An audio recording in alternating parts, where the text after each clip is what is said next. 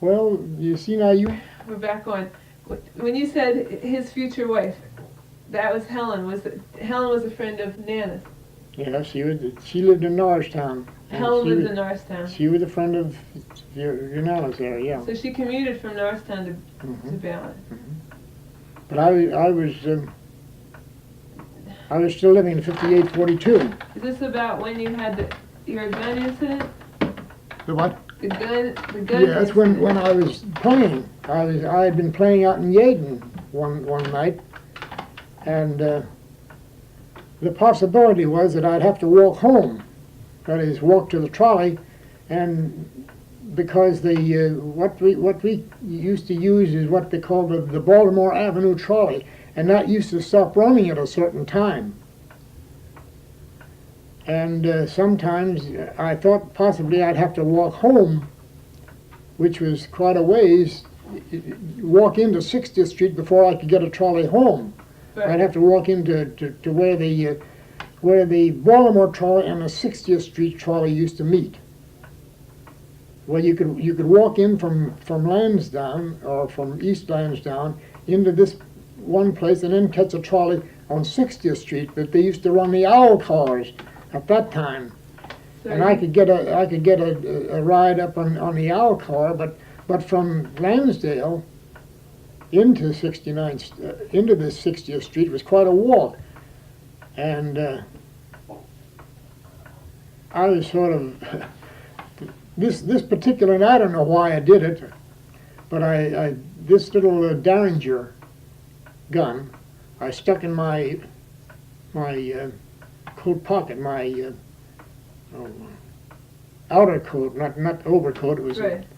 just a light coat. I stuck it in my pocket just because I thought possibly I'd have to walk in there by myself, and you never knew who you were going to meet. So, but as it happened, somebody was coming in, and I got a ride in. And what happened? I got a ride in to Market Street. But this happened when you were walking. To 63rd, I got a ride into 63rd and Market because that's where the trolley would bring me right. up to 63rd Street, say, up to 60th Street. But I got a ride into 63rd. The elevator just happened. Right. Walking down about 60th and Chestnut, on 60th and Chestnut. And what happened? I stuck my hand in my pocket and grabbed a hold of the thing unconsciously, and it went off. So did you? And it hit me in the leg. So you went to the doctors that night? Well, I hobbled down. Was this the motorcycle leg? Yeah, the same leg that I had the motorcycle accident with. Got me under the kneecap, right there. Right.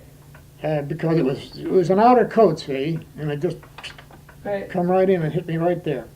Well, that's where the bullet lodged under my kneecap.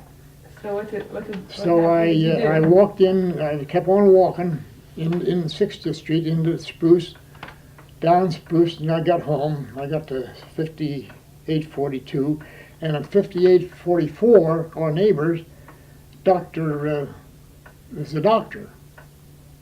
That is, he wasn't a practicing doctor, but he was his brother-in-law had a medicine show that used to travel up through Schuylkill County in the summertime, and I think he sold some sort of a concoction there for like a medicine show. He put on a show, and this fellow used to go more for the fun of it and the experience. Right. He would go with his brother-in-law. So which was Mr. Fairchild, and Mrs. Fairchild was Dr. What was his name? What was his name? Remember? Well, anyhow, he was a brother to Mrs. Fairchild, and he was a surgeon, and he was fortunately he was home because they were going out the next day. They were getting ready to go up through the Schuylkill County the next day with a medicine show, and they were getting ready, and they were up at that time of the night, which is about 1 or 2 o'clock in the morning.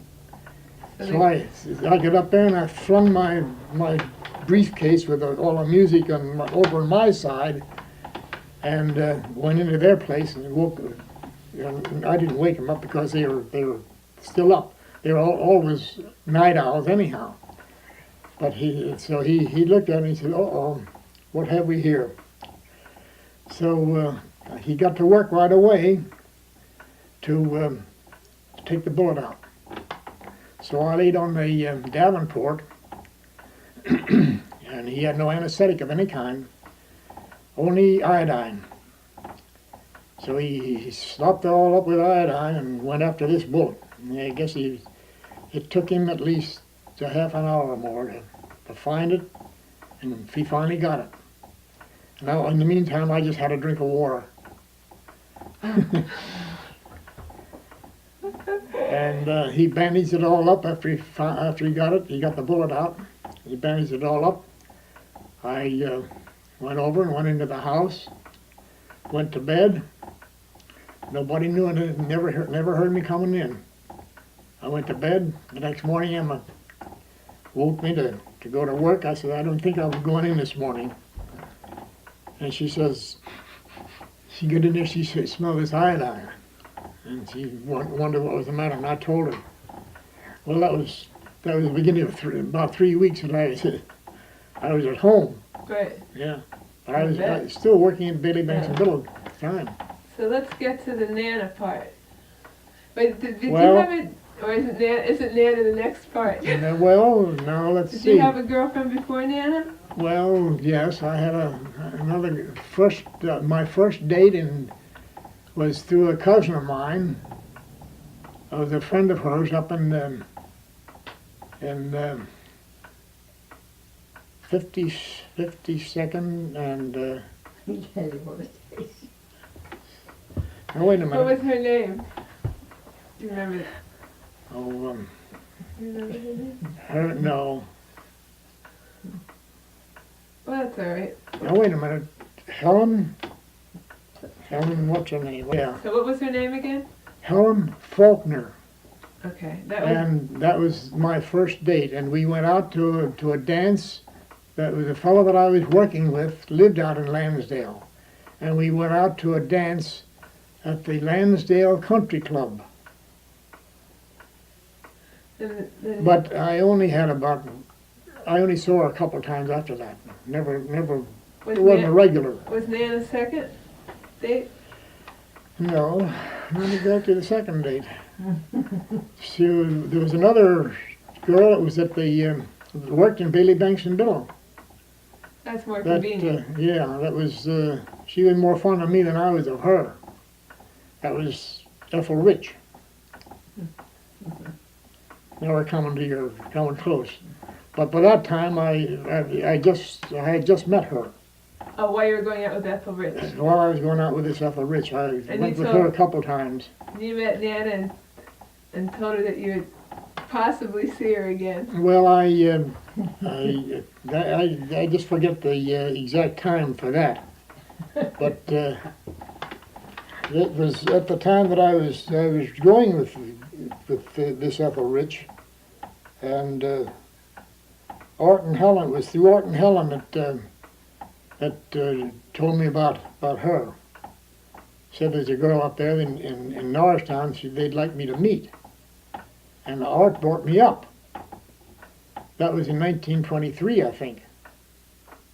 Around 1923, wasn't it? And that's when I met her. What did you think? We went canoeing. We went canoeing, and I liked it because I always liked water sports. So did you like Nana? Sure, you bet your life. I said, well, she asked me whether she'd see me again. I said, well, possibly. Because I didn't know exactly when Art was coming up, whether I could come up with him or not. But they invited me up again, and that was the next time was a trip up by canoe, wasn't it? Up the river. They invited me to go up the river with them on a picnic, and she was there. And then from then on, we dated. I used to come up to see her on the on the Red Arrow trolley car.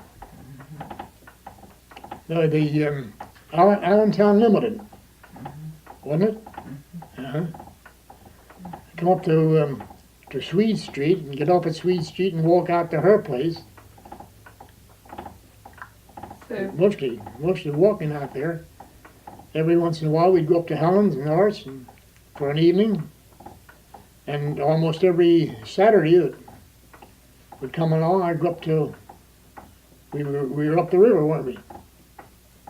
did you propose in the canoe? No, I proposed in the apartment where she lived.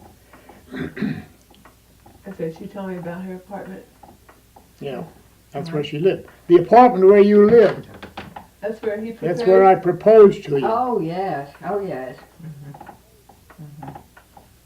Were you still working for Bailey? Still working at Bailey Banks and Bill at When you that got time. married? When I got- You were working? No, when I got married, I left Bailey Banks and Biddle. That was in the latter part of 1923, I think it was. And because I left Bailey's because I wasn't getting enough money, getting enough money, so I had a proposition to go with Allen Lane and Scott, In which was Philadelphia? just on the other side of Bailey Banks and Biddle. It was on Clover Street, and Clover Street was just the first little street between Market and Chestnut. And what did you do when you started with? Bookkeeper, well, I wasn't even doing bookkeeping. Mr. Rogers was doing the bookkeeping at Allen Lane and Scott at that time, and Mr. Gottschall was the estimator. But I went to see Mr. Scott, W.P. Scott, and he took me on.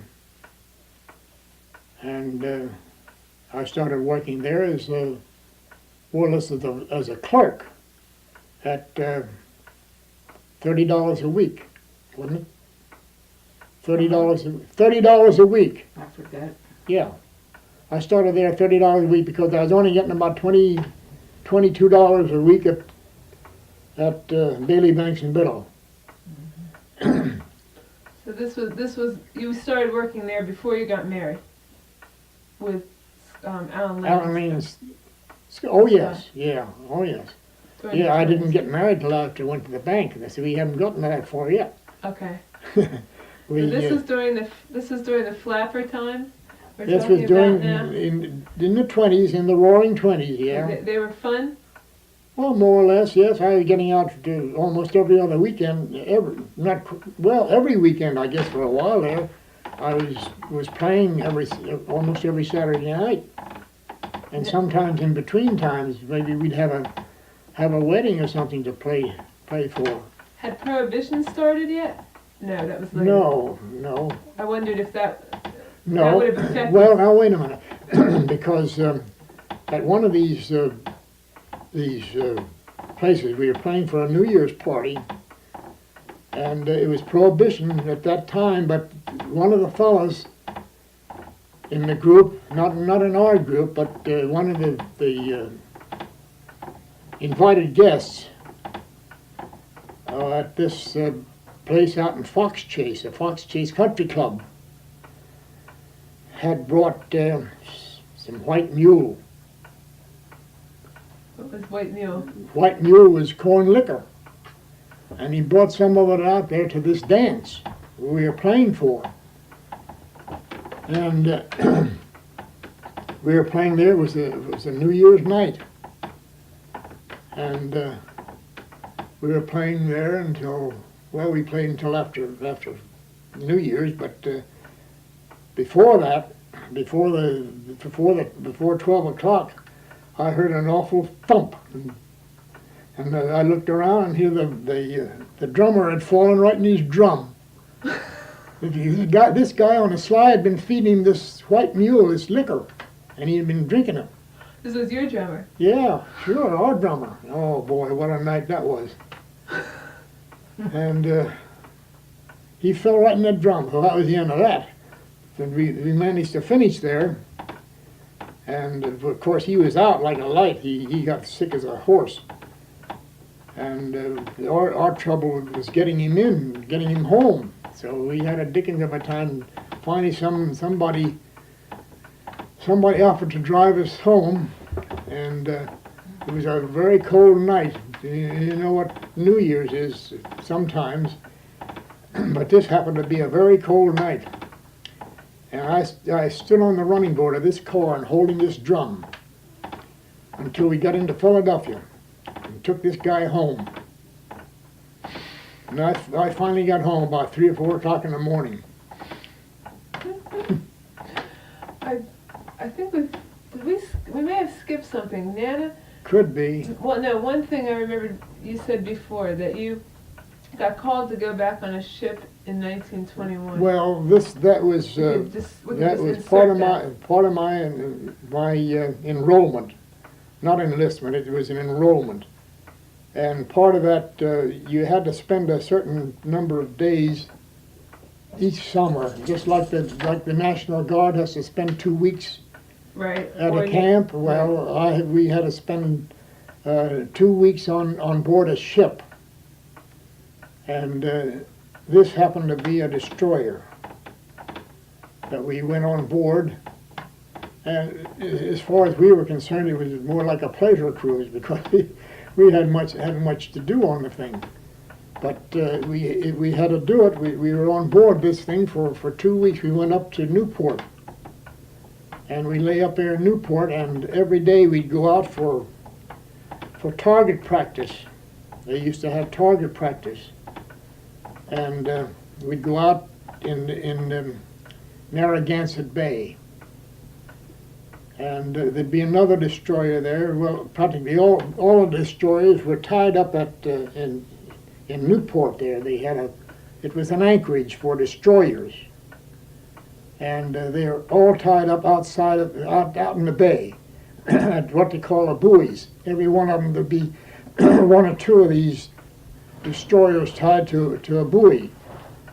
And maybe there'd be 5 or 10 of these buoys scattered out through Narragansett Bay.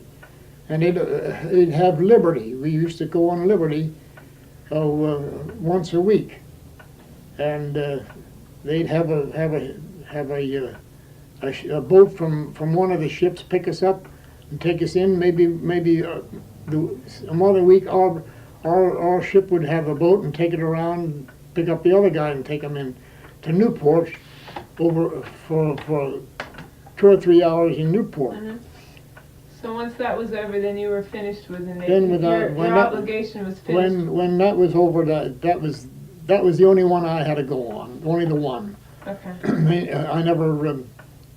They never called me after that. I don't know whatever happened. But I was never called after that. They were having fun after that. Well, no more war for a while. Yeah, no more for a while. So anyway, I backtracked, but okay, where we let off was you were working for Alan Lane Scott. Alan Lane Scott. And then I guess the next major thing was getting married, getting engaged. No, not there. I wasn't at Alan Lane Scott at that time. I worked for Alan Lane Scott about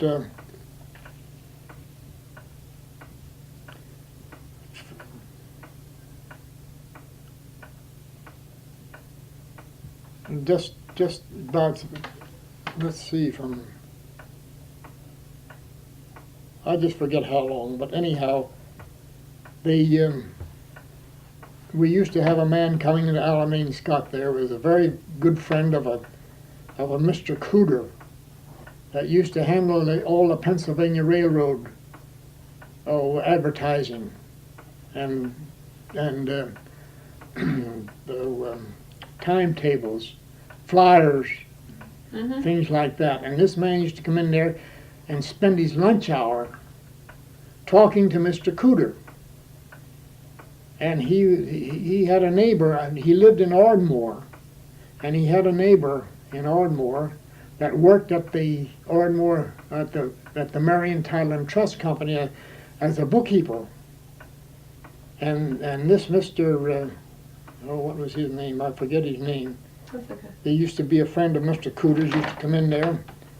And one time he came in there and he said to me would you like to change your job? And I didn't know what to say. So he said, I'll tell you, this neighbor of mine is a bookkeeper at the Marion Title and Trust Company, and they have an opening for an assistant, which was practically in my line of work at that time. So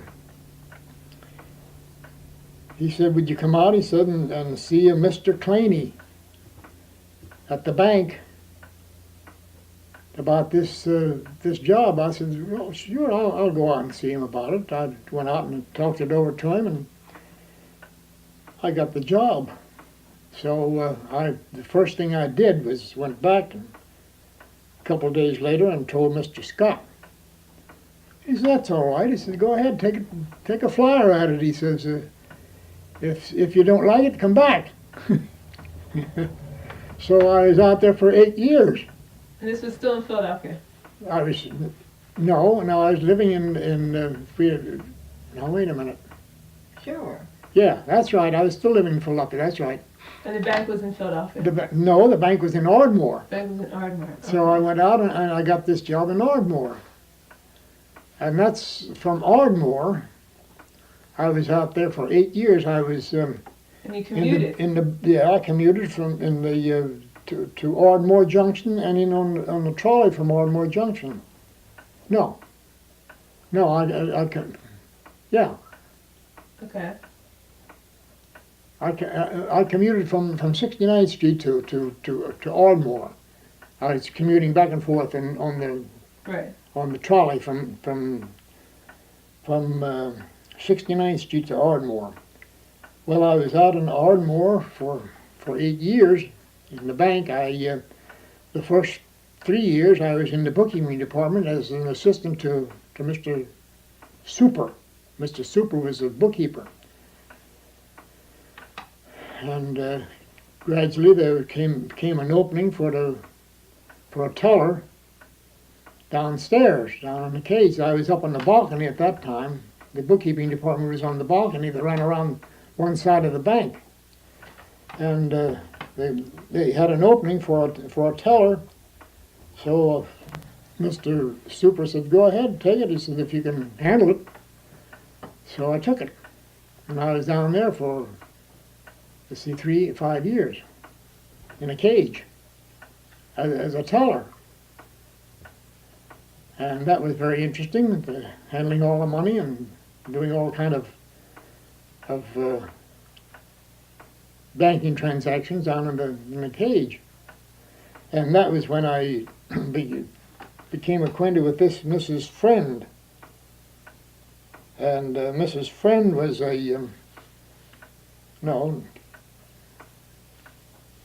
she was in the bookkeeping department when I was up there. She helped to handle the statements. And after I was in the cage for a while, we decided that was when he decided to get married, wasn't it?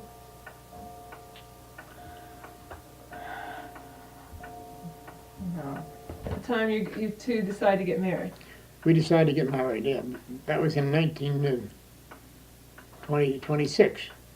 We were married in 26. And then 26. By this time you knew Aunt Emma and Uncle Bill, I guess. Oh yes, yeah, I was well acquainted with them at that time, because they were her relatives. And so when you lived in Philadelphia with your sister and I lived Uncle Frank? with Emma and Uncle Frank up until the time I got married. Then when I broke up, we broke up down there in 58-42, and Emma went to live next door with a Fairchild, Mrs. Fairchild. Right, and where did Uncle Frank? And Uncle Frank went to live with Cousin Verna, and she lived down on the 54th and Delancey Streets. And that's why your sister wore black to the wedding, because Well, you broke up the house? I guess that was it, I don't know, Yeah, because there's a home wrecker. I broke up the triumvirate there. No, she had someone, well, I shouldn't talk. Huh? I She shouldn't had talk. somebody else plan for Grandpa? Oh, yeah, she was, who, Emma? Who did she have planned for Grandpa? Is that on? You can say it. She had Ethel Rich for you. Ethel Rich, She well, wanted- she was, She wanted Ethel Rich for you. yes, but I couldn't see it that way. No. I had a different nature. So then after you were married, you moved to Norristown. After I was married, we moved to Powell Street. What was the number there? Do you remember the Well, number? it was a 1200 block. 1200 Powell I Street. forget exactly which. Yeah. 1200. And you were having a new house built. We started our new house about, let's see, that was in 1926. 27. I guess we started in 28 we were up at, we took that trip to Boston. Had we started the house then? We took a boat trip to Boston. But Well, we, that we was, moved in the house in 29. we moved, the house was finished in 29. Yeah. We moved into the house in 1929. How did you get along with Nana's mom? Oh yes, yes, oh yes, we were very friendly. I never had any Yeah, trouble with her at no all. trouble there at all. No question there at all. No problem. When the Depression hadn't hit yet. The depression hit in 1931.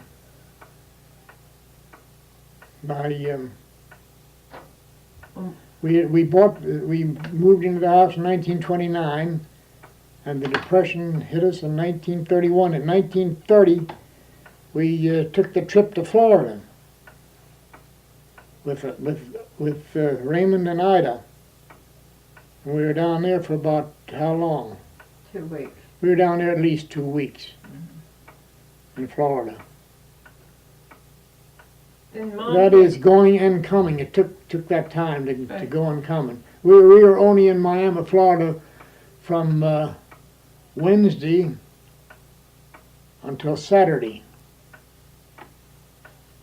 No. Then Mom came. Was Mom next? Yeah.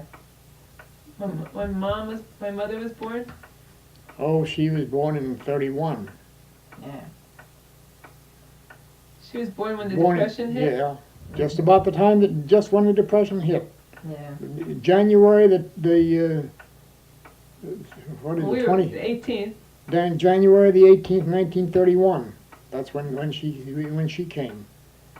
You were working as a cashier at the bank when the At Depression the bank, yes, that's right. hit? Tell me about that. Well, the banks were failing all around us. And we were told that the Marion title would be secure, that it had the backing of 5 different Philadelphia banks,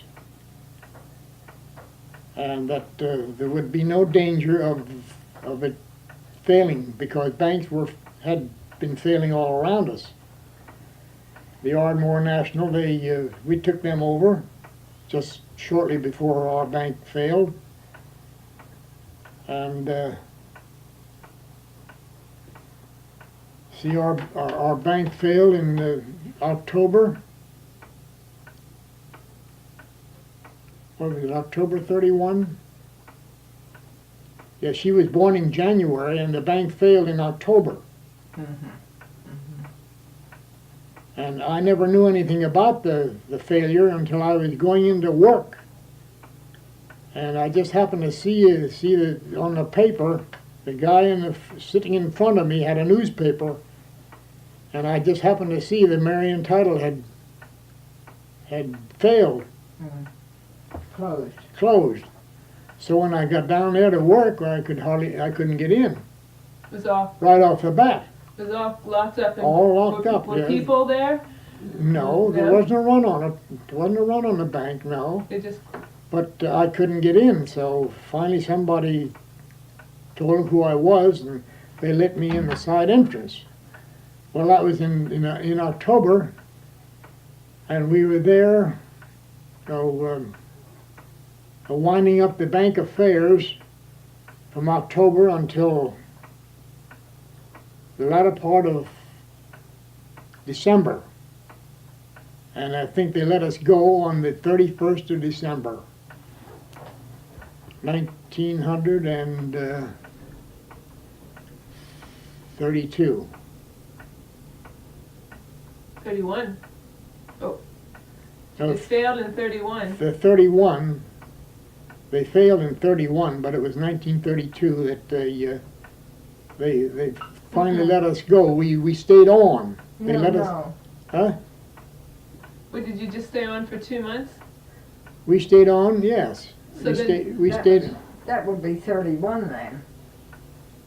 If you only stayed on for 2 months. oh, yeah, 19, well, let's see, I stayed on from, That was a Happy New Year's. yeah, that was a Happy New I Year. remember Good. that. Yeah, And you had, I heard but you, go ahead. we managed to hold on to our home. We cut down on all our expenses, and that was, when did we take Mr. Light in? After that. After that, yeah, We heard about Mr. Light. Yeah. yeah. I heard that Well, you had, I heard that you- you had pneumonia when Mom was born. Well, yes, the night she was born, I stayed with your nana. It was a bitterly cold night, and I stayed with her until right around 12 o'clock, wasn't it? When I come home, or was it around 9? I guess I had to leave the hospital around 9. And I had to walk home, which was not too far, but it was a bitterly cold night. And I caught cold. And it finally developed into not a severe case of pneumonia, but enough to keep me in bed for over the time that she was having the baby, having Dorothy. I couldn't get in to see her. Had you had any big major illnesses when you were a child? I know that when you got, as you were No, an adult, you had, no. no? Okay. No, when we were living in Norristown, no, not Norristown, Center Square. We moved from, well, we kept our home during the Depression. And you were not working? Right. Well, Right now after wait a the minute. bank. I was out of work. After I left the bank, I was out of work for about 3 weeks. And I went back to Bailey Banks and Biddle. That was in 1932. I went back to Bailey Banks and Biddle and started where I left off 8 years ago. No, Ted. Hi. I went Okay. not to Bailey Banks and Biddle, to Allen Lane and Scott, Okay. where I had left off. Where the offer was still open? Where the offer was still open. If I wanted to come back, I'd come back, which I did. And I stayed there for 30 years. I worked for Allen Lane and Scott for 30 years after that. Did you get your first car when you lived in Norristown then? On Markley Street? Yes, sometime, now wait, no, it was years later, it was after 1930, 1938, I guess. And we got our first car, which was a 1933 Studebaker. That must have been That exciting. was, that belonged to Clara's aunt. Clara was in the picture in her, Her well, side. her Right. side, yes. Well, this car belonged to Clara's aunt, and it was a 1933 Studebaker with the oval lights. And well, we had that for a while, and then let's see, how long we had that? We had that for quite a number of years, didn't we? I don't know, because the next car that I got was a LaSalle. But I didn't have that until your mother was married. Okay. I have a question. So I guess you have that in her part, No. She didn't remember the cars. don't you? I do. We knew you would, so she didn't. I wanted you to relate the story on tape about your July 4th celebration at Markley Street that you used to tell us about. The cherry bomb incident. Oh, well, that was just one incident. Right. It was What was the celebration? 4th of July, wasn't it? Mhm. We never had too much of a celebration in our own home there on Market Street, but we used to go down to the Oh, is that what you mean? The one? down to the Roosevelt School. No, I mean when he put a cherry bomb off at your house. Oh, well, been there. that was just one incident. I had when Lou, what's the name is there? Fair was at our home one time, and he brought the cherry bombs. I didn't get them, as far as I know. He brought the cherry bombs. It was his fault. Who? Lou Fair. Cherry bombs out there, and I put one off, and it knocked the wind out. So you put it off in the house. No, I put it off on a little stone wall we had at the edge of the lot. I put it on the top of this stone wall and lit it and run away, and the thing went off, and a piece of it hit one of the panel. We had panels on the doors, and it knocked one of the panels out. That was that incident. That incident. Well, what do you remember, or is there anything specifically that you remember from your years living on Markley Street? Or anything besides working, anything that you enjoyed doing? That was about just work and go to work and go and come home and go to work and come home again. It was hard. What do you mean during the Depression? Well, that part was hard. Yeah, well, Well, after the Depression, were you besides working, were you involved in any organization or well, you know, no, the fraternal organizations that they have in towns like? well, I was in the Legion when I was over in when I was working in Ardmore. I was in the American Legion, which we were getting ahead of ourselves. I was in the American Legion for a number of years. That was in 1926, 25 and 26. In 25, I was the treasurer of the post over there, number 136.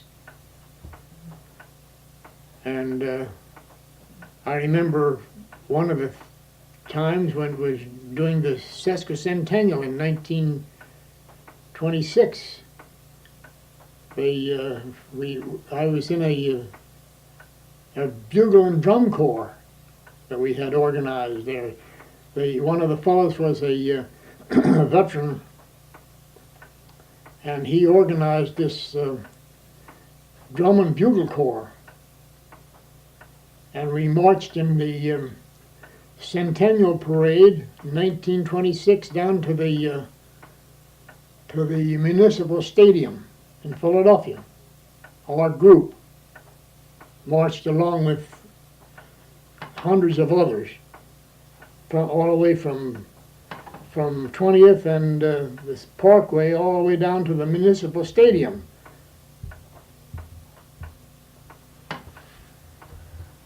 Okay. So the years, the 20 years that you lived in Norristown, do you remember any family trip? Did you take any family trips? Let's see, we lived in Norristown from I know you lived there until 1948. up until 1948. Not exactly. But the only family trips we used to take would be over to Emma and Bill's over to Rollway every once in a while. That's about the only thing that I remember. Oh, Seashore. And to the seashore, yes. We went to the seashore every year for about 20 years. Down to North Wildwood. Yeah, North Wildwood. Right. and Florida. Huh? Florida. Well, we went there in 30. That was in 1930 we went to Florida. Right. Oh, When you started going to the shore, was that the first time you had ever gone to this Jersey shore? No. No. You used to take little We used to come up from West Virginia, Diane. We'd come up from West Virginia about every other year. And we'd always spend a little time in Atlantic City. We stayed on on Virginia Avenue at the Islesworth Hotel. And sometimes, well, at one time, Annie's family was with us, with the kids and all.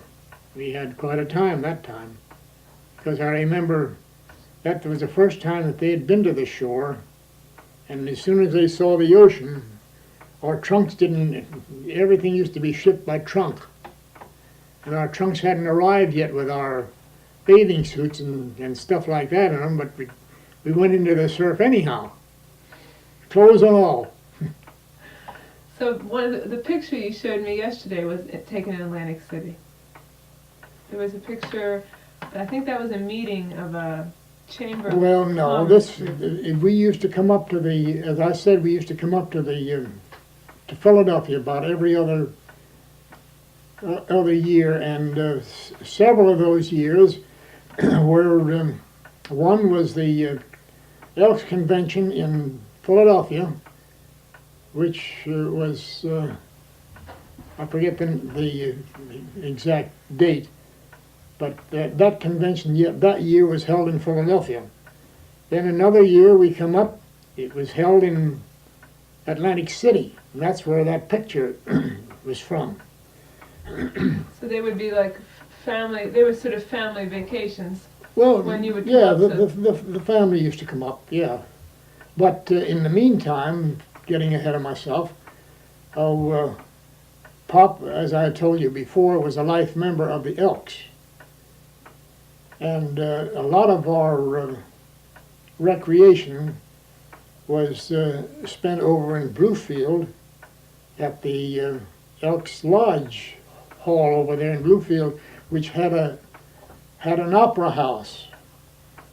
And they used to have traveling operas come there every once in a while, and we'd go over there, and we'd have to spend a night over in.